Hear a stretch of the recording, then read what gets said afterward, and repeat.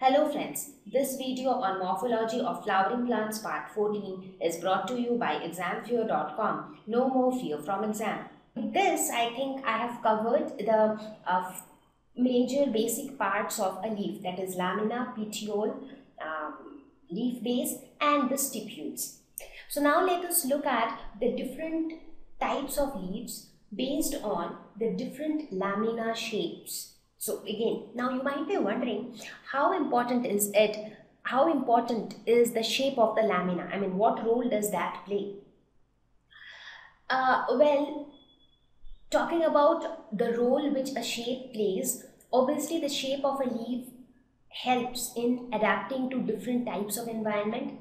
Like you have some plants with very thin cone-shaped leaves, which is good for the kind of environment where those plants are seen.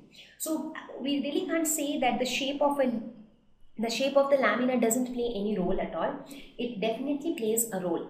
So now here we will see what are the different lamina shapes which are seen in plants.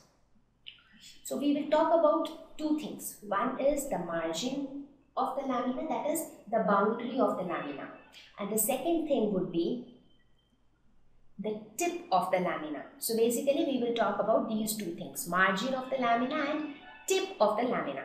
Now when I talk about the margin of the lamina, that is this boundary, we have all these type of shapes. Entire, that means if you see the margin or the boundary, it is complete. There is no notches nowhere. So it is known as entire. The second one is wavy. So if you see the boundary, it is in the shape of a wave. So that is why it is called a wavy lamina. Notched lamina. So here you can see, again it is neither entire nor it is wavy, but you can see you actually see this hook kind of a structure. So these notches are present. So this is called a notched lamina. Again, if I talk about the tip of a lamina, that is just this apex. So again we will see we have a variety of shapes. The first one is round. So the tip of the lamina, this is the tip of the lamina, right? The topmost portion. So the tip is round in shape. When we say acute, that means the tip is very pointed. What is acute? You would have studied about acute angle and obtuse angle in your geometry, right? So what is an acute angle? Any angle which is less than 90 degrees. Now if you look at the tip of this leaf, what do you think this angle would be? This angle is a small, it will be less. So this angle resembles acute angle, and that is why it is given the name of acute lamina. Obtuse lamina, that means this is not going to be very pointed. Even though here if you look at this angle looks quite large, right? So it resembles to some extent the obtuse angle, and that is why it is given the name of obtuse. So these are the different names which are given to the different shapes of the lamina depending upon the margin of the leaf and the tip of the leaf. So now whenever you see any plant, you can actually define, why do we give these names to different shapes of a leaf? Now let us suppose if I ask you to describe the leaf of a plant. Now there are so many varieties of plants which exist on this earth. So how will you be able to describe how distinct the leaf of one plant is from the other? So for that you need some terminologies, right? So now if you have terminologies like this, you can actually study or you can actually observe a plant and you can just tell that okay, this plant so and so have a wavy leaf and they have an obtuse leaf. That means, so somebody will very clearly understand that okay, that means the margin of the leaf is in the shape of the wave and the tip of the leaf is not very thin. It has an obtuse tip. So anybody who reads that statement will be able to visualize how that leaf looks like, right? So that's how the terminologies or introducing the terminologies help us to understand or observe things better. So these are the different shapes of lamina. Okay, so now we will talk about veins. While I was talking about lamina, I told you that veins and veinlets exist on the lamina. So now let us see what are veins and what function do they perform.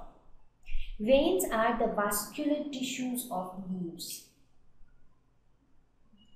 So they are very, very important. So whenever I say vascular tissues, what are vascular tissues? Vascular tissues are nothing but our xylem and phloem.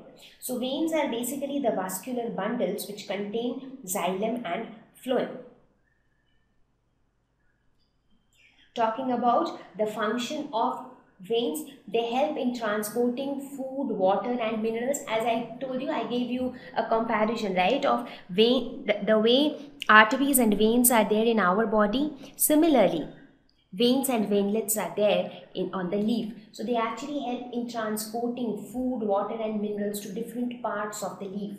Because once the food is absorbed, food in the sense, let us suppose whatever it is, food is prepared in the leaves itself. But I am saying water or nutrients or whatever comes to the leaf, that needs to be distributed equally to different corners of the leaf. So how will that internal distribution within the leaf take place? That distribution takes place with the help of these tube-like structures called veins and veinlets. They also provide rigidity to the leaf blade. Now if you see these veins, they are quite strong or quite rigid when compared to the other portion of the leaf. And in this portion of the, if you take a leaf, any leaf in your hand, you will see that it becomes very easy to tear the leaf from here. But it is not that easy to tear the leaf from the vein, because the veins are a little rigid. So you need to give a little more pressure to tear it from that portion, right? So had there been no veins or veinlets, the leaf blade would have not at all been rigid. It would have been very thin and very, like, it would have, even if a little bit of wind blows, it would have actually gone damaged. So these veins and veinlets also provide rigidity to the leaf blade. So again, as you see, both of them are very important functions which are performed by these veins. So now that we are talking about veins, it is very, very important that we talk about venation. Now see, when we are talking about leaf, we all know that the function of leaf, the basic function of leaf is to perform photosynthesis. But when we talk about leaf in detail, we are going to talk about the different shapes of leaves which are seen in plants. How do we define those shapes? And how are the veins arranged on a leaf? We are going to talk about the morphology. We are going to talk about the external appearance of the leaf from all aspects, right? Okay, so now that I was talking about the veins, we will talk about venation. What is venation? Here we will see how veins are organized or how veins are arranged on a leaf. We will see that there are many different types of arrangement of veins. In different plants or in different leaves, veins are arranged in different ways. So this will be interesting. So let us see what is venation.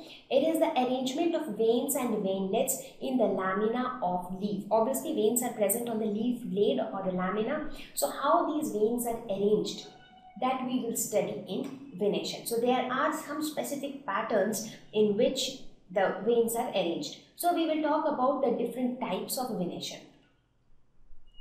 Now broadly there are two types of venation, that is reticulate venation and parallel venation. So these are the two broad classification of venation. So now we will see what is reticulate venation and what is parallel venation. Thank you.